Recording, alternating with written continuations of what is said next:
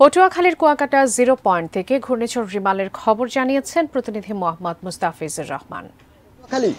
কুয়াকাটায় 0 পয়েন্টে আমি রয়েছি।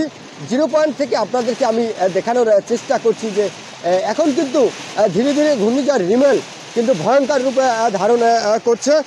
ঘূর্ণিঝড় রিমেল পায়রা সমুদ্র বন্দর থেকে 295 কিলোমিটার দক্ষিণে অবস্থান করছেন। 10 নম্বর কিন্তু এখন বিপদ সংকেত দেওয়া হয়েছে। জলোচ্ছ্বাসের কথা বলা হয়েছে। কথা বলেছি এখানকার যে আবহাওয়া অফিস আছে, আবহাওয়া অফিসের সাথে তারা যেটি আমাকে জানিয়েছে জলোচ্ছ্বাস কিন্তু 8 থেকে 12 ফিট পর্যন্ত হতে পারে। তো জেলা প্রশাসক যেটি জানিয়েছে জেলায় 703টি সাইক্লোন সেন্টার প্রস্তুত রয়েছে। জেলায় 35টি মুজিব কিল্লা প্রস্তুত রয়েছে।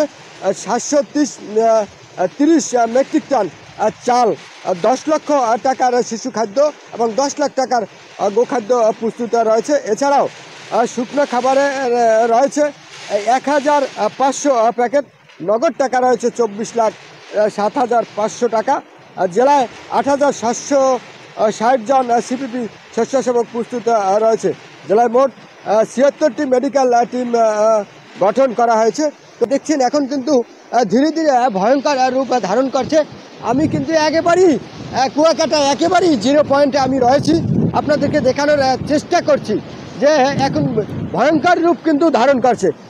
এই ছিল আমার কাছে কুয়াকাটা 0 পয়েন্ট থেকে ঘূর্ণিঝড় রিমেলের সর্বশেষ খবর।